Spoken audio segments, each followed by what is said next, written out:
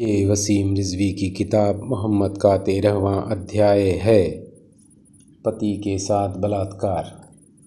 सईद अल-खुदरी ने कहा है कि जब रसूल ने हुनैन के औतास कबीले पर हमला करके वहाँ के लोगों को पराजित करके उनकी औरतों को बंधक बना लिया, तब रसूल ने अपने साथियों को आदेश दिया कि तुम इस युद्ध में पकड़ी गई औरतों के साथ बलात्कार करो। लेकिन कुछ लोग उन औरतों के पतियों के सामने ही ऐसा करने से झिझक रहे थे। तब रसूल ने उसी समय सूरा निसा यानी सूरा 4 की आयत 24 सुना दी, जिसमें कहा गया है कि तुम पकड़ी गई औरतों के साथ संभोग नहीं कर सकते हो यदि वह मासिक धर्म से रजस्वला हों, सिर्फ उस स्थिति में, अन्यथा कर सकते हो।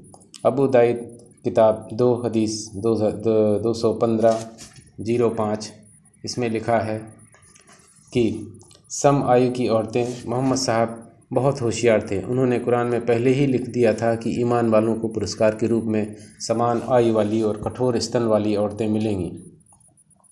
और जब हुनैन के हमले में मुसलमानों ने 6000 औरतें पकड़ ली तो छांट कर अपनी आयु की औरतों के साथ बलात्कार किया था, जो इस हदीस से पता लगता है। सईद अल-खुदरी ने कहा कि जब रसूल के सैनिकों ने हुनैन में औताफ के लोगों पर हमला करके उन्हें हरा दिया तो उनकी औरतों को बंधक बना लिया।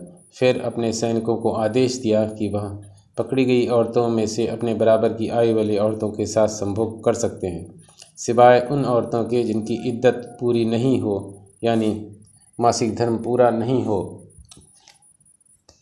मतलब कि जो वो औरतें जो गर्भवती हों।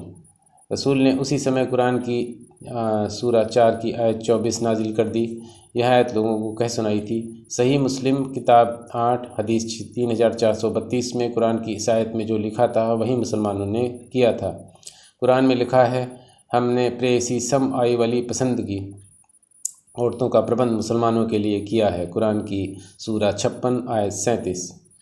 मुसलमान हुनैन की लड़ाई का कारण कुछ भी बताते रहें, लेकिन वास्तव में औरतें पकड़कर उनसे सामूहिक बलात्कार की मोहम्मद की एक कुत्सित योजना थी।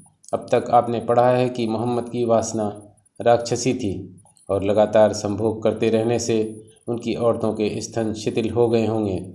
इसलिए मोहम्मद ने कुरान में भी अपने साथियों को कठोर स्तन वाली औरतें देने का लालच दिया था। चूँकि हवाज़िन कबीले की औरतें मेहनती थीं और इसलिए उनके स्तन उभरे और कठोर थे, जो मोहम्मद की पसंद थी। आपने यह भी पढ़ा कि मोहम्मद साहब जो भी कुकर्म करते थे उसे जायज़ ठहराने के लिए कुरान में कोई न कोई आयत रच देते थे और इसे अल्लाह की तरफ से आई हुई बता देते थे, ताकि आगे मुसलमान ऐसा करते रहें, और इसी वजह से मुसलमान आज तक ऐसा कर रहे हैं।